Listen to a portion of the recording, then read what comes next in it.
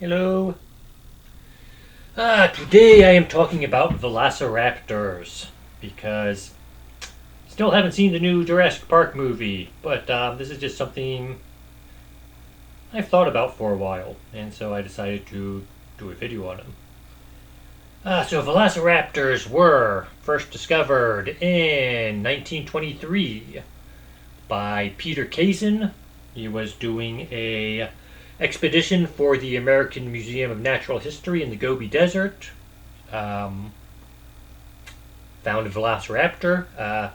So what he found was part of the skull, which was actually he found the entire skull, which was crushed, and he found part of one of the legs, including the famous little tail, or not tail, toenail. That's what I was thinking of. Um, that we associate with velociraptors now, thanks to some movies that have come out recently, or have been out for a while, to be fair. Um, Been out for almost 20 years now. Actually, almost 30 years. My mistake. Okay, so a few questions I've had because velociraptors, even though they've been known about since 1923, so almost 100 years now, they really didn't come crashing into public awareness until 1993 when a movie came out about them, which we will be talking about eventually. Um,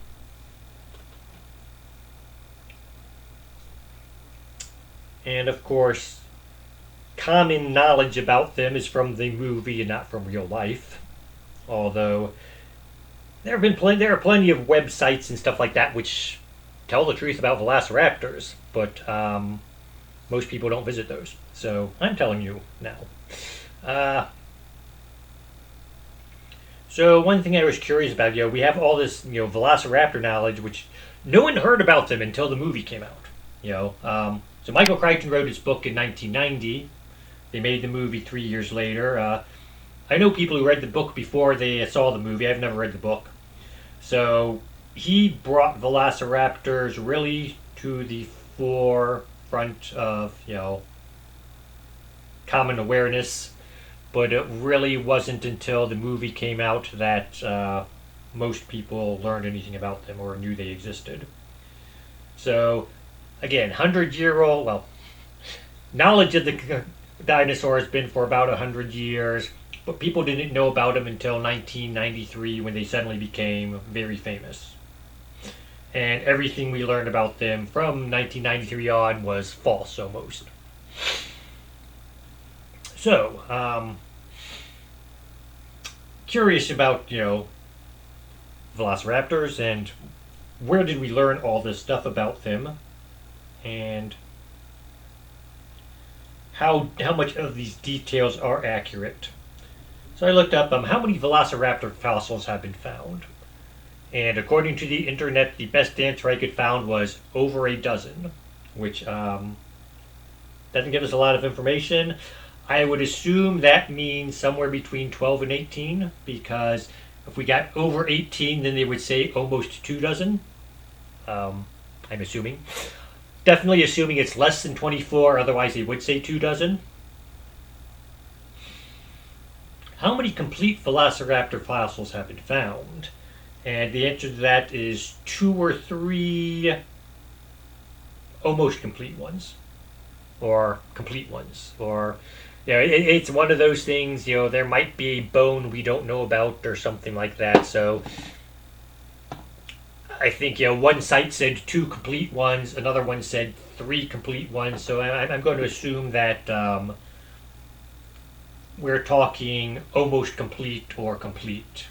I mean, almost complete's not bad for a dinosaur fossil, actually.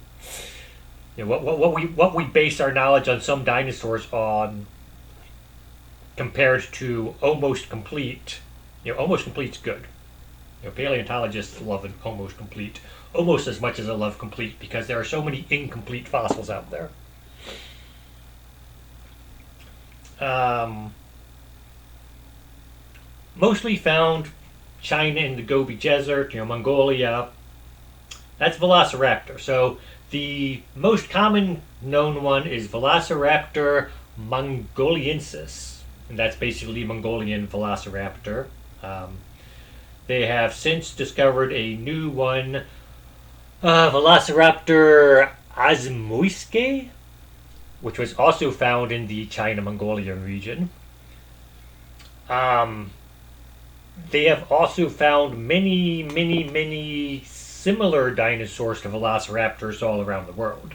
So, South America, there are velociraptor like fossils. The island of Wight, up in England, has a velociraptor like fossil. It's according to the site, it's a little smaller than your common velociraptor. They say about half the size, so they're fairly sure it's a different species in the velociraptor.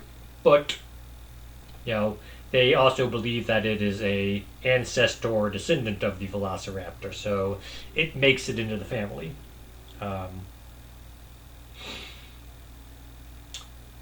And so this gets into some interesting questions. So we've got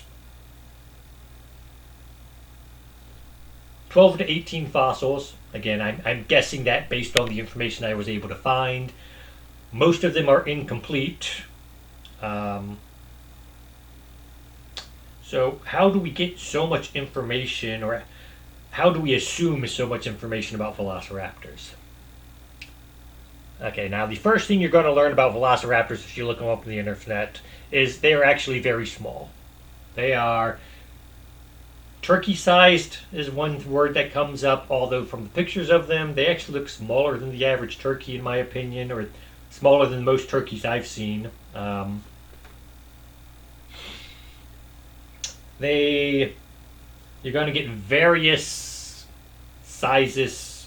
So 2 to 3 feet is sort of the average size given for them. Then you're going to see things like their hip bone is 1.5 feet tall or off the ground. And then I think the one where Michael Crichton went off the track when he made them 6 feet tall is 6 feet, or approximately 2 meters, 6 feet from tip of tail to snout. And that's the way a lot of reptiles are measured, because crocodiles, if you go by quote unquote height, they're maybe a foot to 1.5 feet tall, and that's very unimpressive. If you go by length, it can be 7, 8, 9 feet long, which is very impressive. So for a lot of lizards, instead of trying to do height, we go tip of tail to snout, just length basically. Just because it's more impressive and it's easier to measure, I would assume, just based on looking at some lizards. So I'm assuming Michael Crichton saw this 6 foot long figure and didn't quite see that this was not the full height, but rather just a partial, a tail to snout thing, which it's more a length than a height. And so he gave the incorrect information in his book. The movies took off after that, and so we got everyone thinking velociraptors are bigger than they really were. Now, can they retract their toes? And again, we've got a bunch of partial fossils. How can we tell this from fossils? Especially, most of the fossils are just bone. So how do we tell were the sinews, muscles, whatever in place for them to click their toe like they do in the movies? According to one site I found,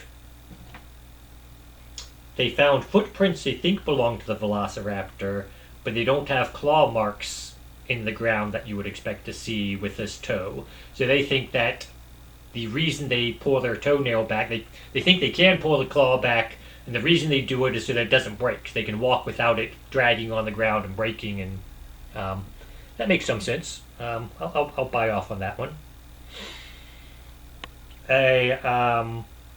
Another site, and this is the magic of the internet. Why do raptors tap their toenails? Raptors tap their claws while hunting because they're excited to be hunting, doing what they're made to be doing. I mean, we're getting into the psychology of velociraptors, which is even harder to do with partial fossils than anything else. And so I'm thinking the person who wrote that on the internet, and this is not a strange little web page that someone has with their own little theories on it. This is, if you do a search under velociraptors, it pops up on Google's front page. Why do raptors tap their toes? This is the answer given. So I'm thinking someone in Google really loves the movie and gave this answer based on the movie and not on actual scientific evidence of any kind. So, yay, Google.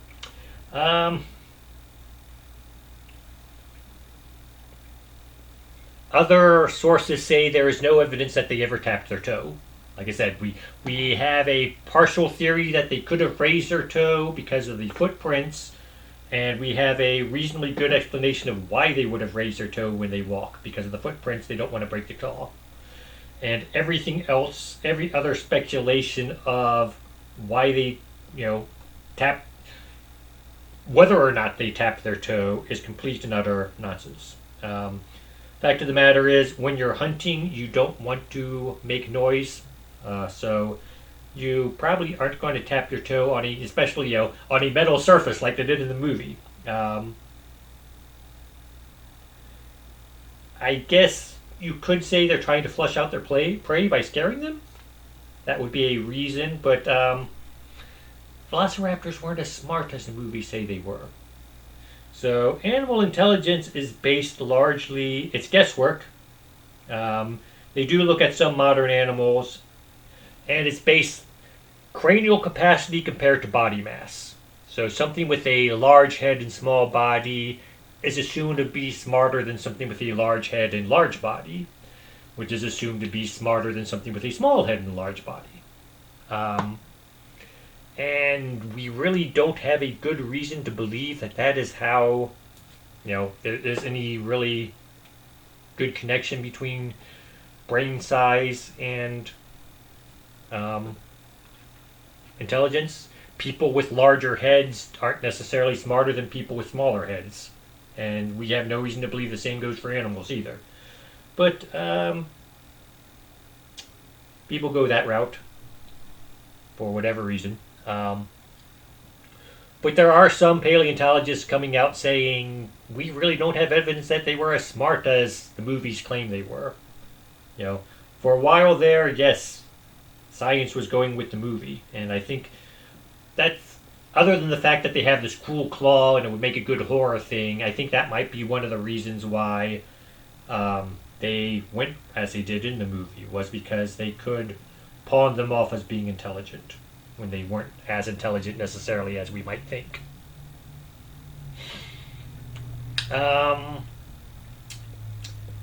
Did they hunt in packs? And again, we don't have a lot of fossils, we don't have a lot of groups of velociraptors being found in the same area, so we don't really have a lot of reason to believe they did. Now, one site I saw, and this is where science is like, it's both amazing and weird, is according to one site, animals that hunt in packs, the younger animals have the same chemical composition to their teeth as the older animals. And animals that don't hunt in packs, younger ones have different chemical compositions. Makes a little bit of sense. You're hunting in packs, you got the family going out there, everyone's eating the same thing, the youth are getting the same nutrients as the adults. Makes some sense.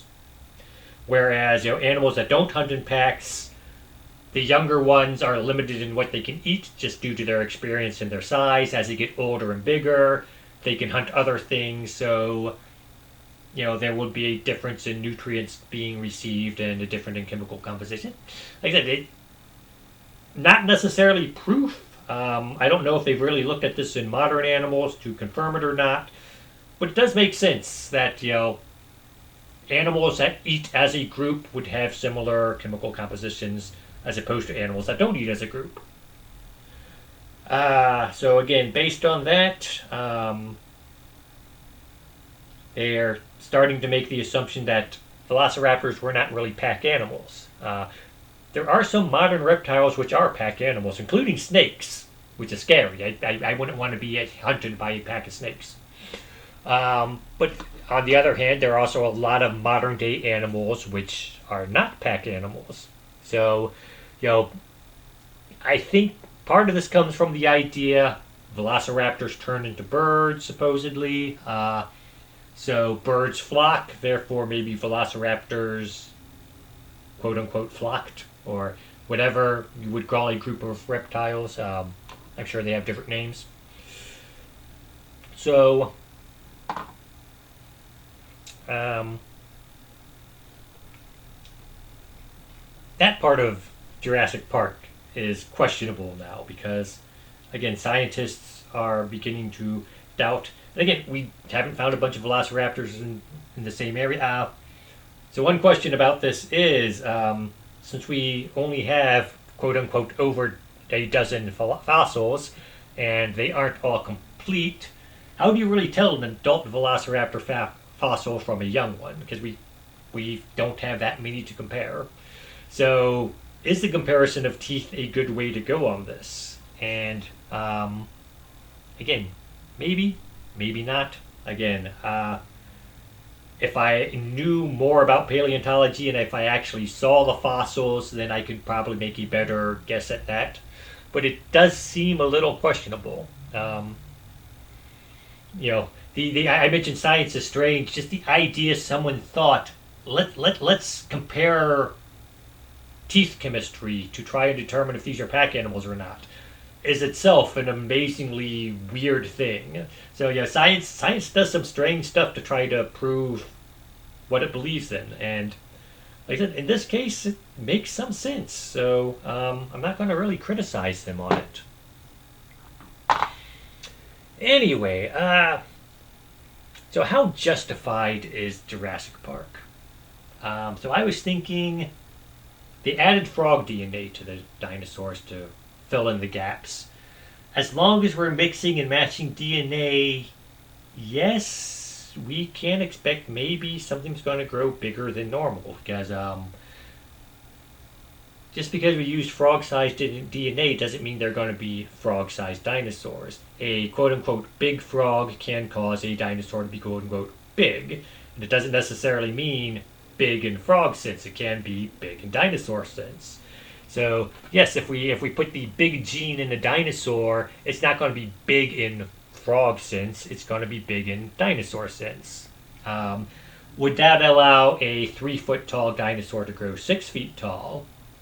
Probably not, unless they're really mixing and matching stuff. I will give them credit that what John Hammond referred to the big raptors killed all the smaller ones. So he acknowledged that their velociraptors were bigger than we would expect.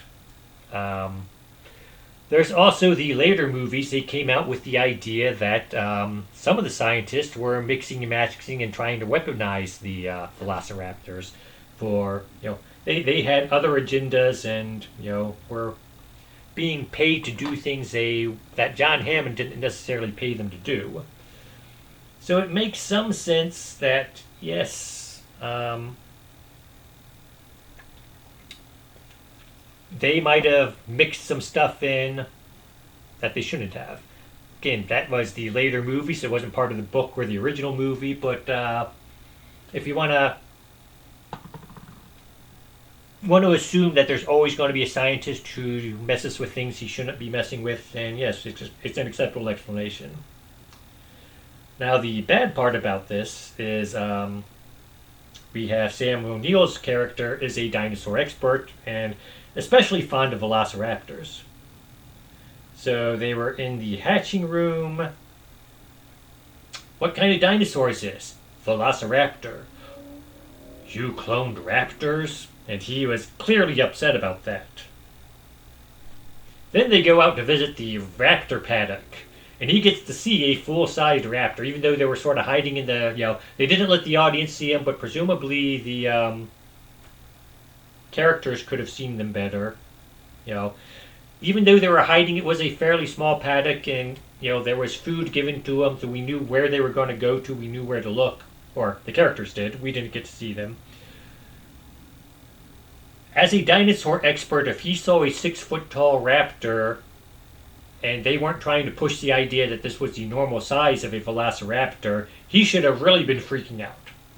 He wasn't. So, Jurassic Park did fail on that sense. Like